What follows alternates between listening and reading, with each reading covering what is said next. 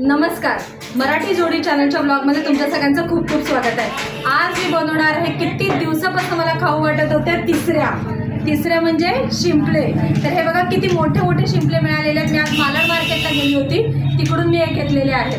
तर मग आज आपण याची रेसिपी बनवूया। चला, आता मी हे पहिल्यांदा 2 पाण्याने स्वच्छ धुवून घेते। हे बघा,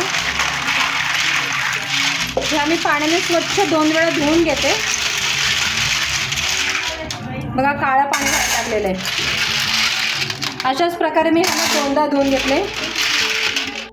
हे बघा, हे तिसऱ्यामध्ये 2 पाणी धुवून झालेले आहेत। ह्याला साफ करण्यासाठी एक पद्धत आहे, ज्याच्यामध्ये आपण हे बघा अशा प्रकारे त्यांना उघडू शकतो, ह्याच्यात सुरी घालून। पण काय होतंय, हे काढत असताना आपल्या हाताला सुरी वगैरे लागू शकते, म्हणून अजून एक पद्धत आहे। बघा, हे असं उघडलं जाते। अजून एक पद्धत आहे, ज्याच्यामध्ये आपण गरम पाणी करायला ठेवायचं। थोडंसंच पाणी ठेवायचं, जास्त ठेवायचं नाही, कारण नंतर आपल्याला हे पाणी वापरायचं पण आहे। आणि ह्या पाण्यामध्ये आपण ह्या सगळेचे सगळे टाकून देऊया आणि याला 10 मिनिटं आपण उकळू द्यायचं आहे। गॅस थोडा वेळ मी फास्ट ठेवते आणि आता ह्याला उकळू देते। हे बघा, आपल्या तिसऱ्या उकळलेल्या आहेत। ते बघा कसं ओपन झालेलं आहे त्यांची तोंड। आता हे बघा, हे मी असं सोलून घेते। ज्याच्यामध्ये मांस आहे ते मी ठेवते एका साईडला, ही दुसरी साईड जी आहे ना ती आपण टाकून द्यायचे। अशा प्रकारे मी हे सगळं सोलून घेते। तिसऱ्याचं कालवण बनवण्यासाठी मी इथे घेतलेलं आहे सुकं खोबरं, कांदा, लसूण, अद्रक आणि कोथिंबीर। आता मी सुकं खोबरं, कांदा आणि लसूण हे एक एक करून भाजून घेणार आहे। मी इकडे तवा तापत ठेवलेला आहे, ह्याच्यात टाकते सुकं खोबरं।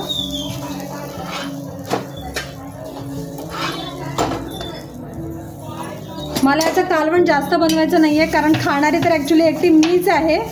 पण तरी म्हटलं थोडंसं कोणी चाखायला मागितलं तर, आणि मी याला थोडं सुकंच बनवणार आहे, म्हणजे जास्त पातळ असं बनवणार नाही आहे। तर मी सुकं खोबरं भाजून घेते। हे बघा, खोबरं चांगलं भाजून झालेलं आहे माझं। पूर्ण एकदम काळं पण नाही करायचं, थोडंसं असं गोल्डन करायचं आहे। आता मी खोबरं काढून घेते आणि ह्यातच मी आता टाकत आहे कांदा आणि लसूण। कांदा आणि लसूण सुद्धा मी असंच भाजून घेते। ह्याला मी आता हलकंसं तेल टाकणार आहे। हलकंसं तेल टाकून मी भाजून घेते। कांदा पण माझा खरपूस असा भाजून झालेला आहे। मी आता ह्याला एका डिशमध्ये काढून घेते।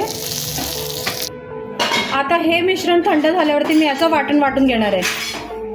हे बघा, आपले तिसरे साफ करून झालेले आहेत। आता मी कढई तापायला ठेवलेली आहे। कढईत टाकते 2 पळी तेल। तेल चांगलं गरम झालेलं आहे। आता मी याच्यात आपण बनवलेलं वाटण टाकते।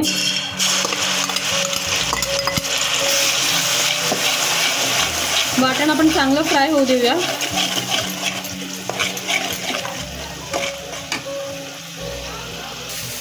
यात आपण टाकूया हळद, चवीपुरतं मीठ, कारण का आपण अगोदर मीठ टाकून नाही उकडलेलं आहे। मग आपण टाकूया चवीपुरतं मीठ।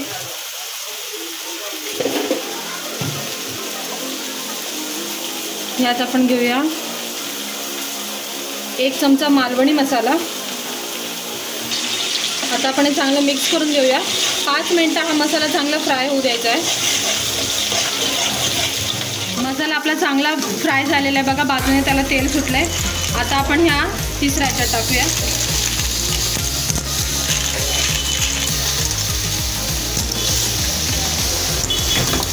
आपण ह्याला एकदा चांगलं मिक्स करून घेऊया। हे बघा, ह्याला आता आपण चांगलं मिक्स करून घेतलेलं आहे। आता आपण ह्याच्यात उकडवताना जे काही पाणी काढलेलं होतं ना, त्याच्यातलंच थोडं पाणी आपण ह्याच्यात टाकणार आहोत। हे बघा, हे पाणी मी आता ह्याच्यात टाकत आहे। मला हे जास्त पातळ नाही बनवायचं, म्हणून मी थोडंच पाणी टाकते आणि या थोड्याच पाण्यात आपण ह्याला अजून थोडा वेळ शिजू द्यायचं आहे। हे बघा, हे इकडे चांगलं शिजेपर्यंत आपण 5 मिनिटं ह्याला झाकून ठेवूया। झाकून ह्याला शिजू देऊया।